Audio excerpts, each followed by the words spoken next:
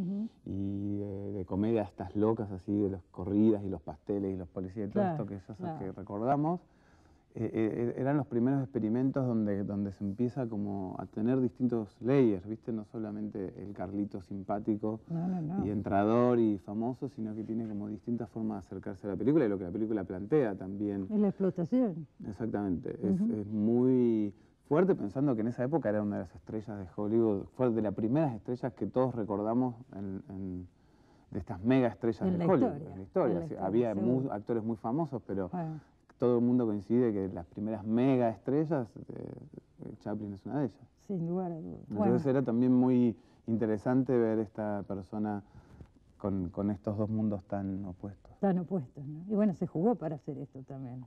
Por eso Sí. es un gran artista también, porque se Ujú, jugó, ¿no? ujú. Otro gran artista es el de la segunda película que eligió Pablo Trapero, que es Amarcord de Fellini. Pasamos de Chaplin a Fellini. Bueno, ¿Qué tal? ahí...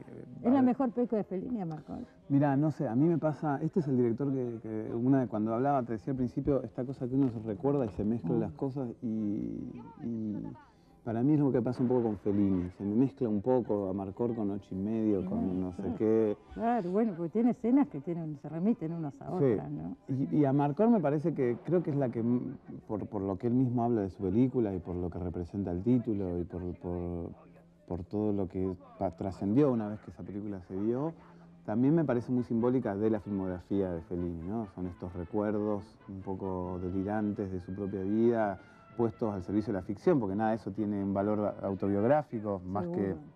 alguna imagen o alguna situación en particular. Pero se nota que está cargada de historia Exactamente. personal, ¿no? Siempre que leí o escuché cosas sobre eso, me impresionaba y me emocionaba esta manera de poder trabajar con sus propias historias de una manera absolutamente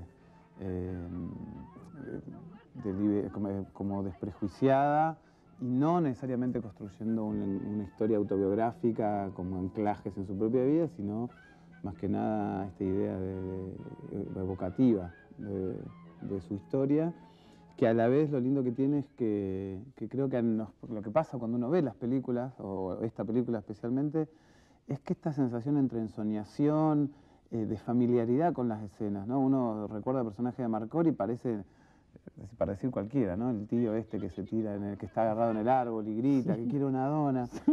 Y uno tiene la sensación de que lo conoce, que está a la vuelta, que genera este vínculo con personajes que parecería que son familiares cercanos de todos los que vemos en la película. Sin duda que pasa eso.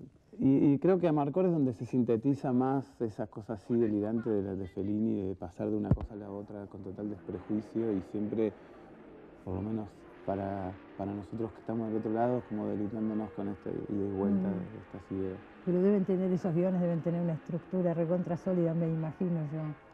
Mira, es un poco de todo. Son famosas las historias de Fellini de que nunca se sabía cuándo, más o menos se sabía cuándo empezaban las películas, pero nunca se sabían cuánto iban a terminar saliendo, cuándo las iba a terminar. Porque había una cosa, además trabajaba no solo él como guionista, sino con grupos de guionistas y tenía como una cosa de mucha investigación en el guión, pero una vez que estaban en el set, sobre todo en estas películas, y en 8:30, son famosas las anécdotas de películas que se paraban, los productores paraban la película para seguir buscando dinero y armar cosas y de repente llegaba al set y era, bueno, no, en vez de 5 quiero 200, no, bueno, pero no puedo. O sea, ese tipo de cosas que son muy divertidas cuando las lees y que deben ser muy tremendas para los que la están viviendo. Digamos. ¿Qué te parece? Bueno, hay que poder también, había otros presupuestos, no sé si acá se podría hacer algo así. Y es lo que me parece que nos permite que los lenguajes también se diversifiquen, no sé, se profundicen en alguna dirección, o sea, que se puedan producir este tipo de cine con el tipo de presupuestos que se hacían estas películas, pero que a la vez no sean películas que solamente sean construidas mediante una fórmula, mediante un esquema que ya conocemos. Seguro. Creo que es lo que permite que evolucione el lenguaje cinematográfico y que hoy por hoy veas una de estas películas con una sensación de cercanía que no pasa con muchas otras. Y deslumbra además.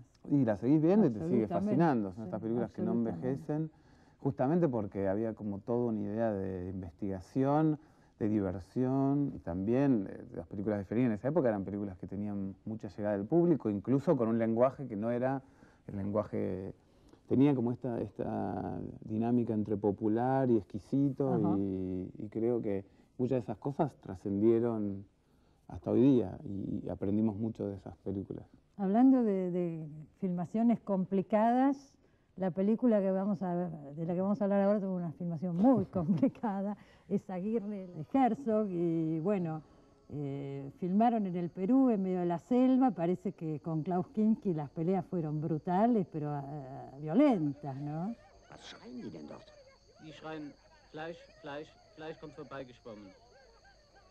Para mí, cuando vi esa película, fue también una sensación parecida a la que te decía de lo de Amarcord. Pasar de situaciones visualmente tan increíbles y tan impactantes, que después, cuando empezás a entender todo lo que pasó y a leer y a escuchar o a ver documentales sobre lo pesadillesco que fue hacer eso, primero es un poco previsible por lo complicado que debe haber sido filmar ahí, pero con el agravante de que estos dos tipos se mataban y demás, y cómo todo eso sirve para potenciar el trabajo de los dos. Estoy segura que tiene que haber influido también en el resultado, en el trabajo. Bueno, hace poquito... Esa tensión. Sí, hace poco, hace un año o dos, no recuerdo con exactitud, se estrenó una película de Herzog que se llama Mi mejor enemigo, que es la historia de Klaus Kinski, y es muy lindo el documental, porque cuenta justamente varias de las experiencias, y es como un homenaje que él hace después de muchos años, y donde hay mucho humor, pero también mucha admiración hacia el trabajo de él. Y no sé, las imágenes delirantes de Aguirre, de los monos, de la selva, como una cosa voluptuosa y absolutamente Esta película desbordada. fue un clásico, en su momento fue una película muy fuerte. Sí, y además se sumaba esta idea de que era este alemán loco metido en un lugar completamente inhóspito. Bueno, también... Eso, Fitzcarraldo claro, después. exactamente. Es toda la época en la Le que después viene atraía, Fitzcarraldo. claro. Y como universos que tenía una sensación, a mí me generaba una sensación muy extraña, sobre todo para películas de época, que era una sensación como documental, ¿viste? Como no esta cosa de la épica de las películas justamente de época, sino como una sensación de mucha cercanía, y Herzog en esta película, y al igual que en Fitzcarraldo, es como que lleva eso al límite del sudor, de la mugre, ¿no? De estas imágenes que contradicen un poco la fantasía de las armaduras de los españoles y qué sé yo, y además todo el disparate, ¿no? De los españoles hablando mezclado en alemán con inglés. O sea, era toda una situación que era muy atractiva de ver, y me parece que cada vez que te encontrás con una de estas escenas, yo recuerdo un poco esa sensación. Y es un director que trabaja muchísimo con la imagen, y a mí también es una de las personas que cada vez que tengo oportunidad me vuelvo a encontrar, o con una escena, o con una película, y además ese tipo de directores que han hecho tantas cosas que siempre ves cosas nuevas. ¿Viste? Ahora estuve en un viaje y me traje un montón de documentales que no había conseguido antes y que no podía ver, y hay como una superproducción de cosas más chiquitas, de él mismo haciendo documentales sobre otras cosas. Y todo lo que ves de él, sobre todo estos documentales, son sobre como una extrañeza, como la realidad se vuelve una cosa absolutamente lejana para los que no estamos en ese retrato que él está haciendo, y a la vez fantástica. Y hay muchos documentales que todavía hoy día sigue haciendo. Uno de los últimos es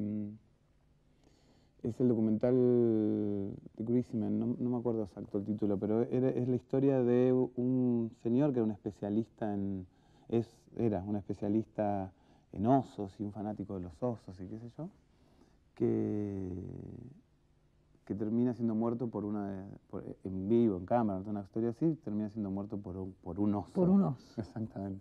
Como este muchacho que fue muerto por los cocodrilos. Sí.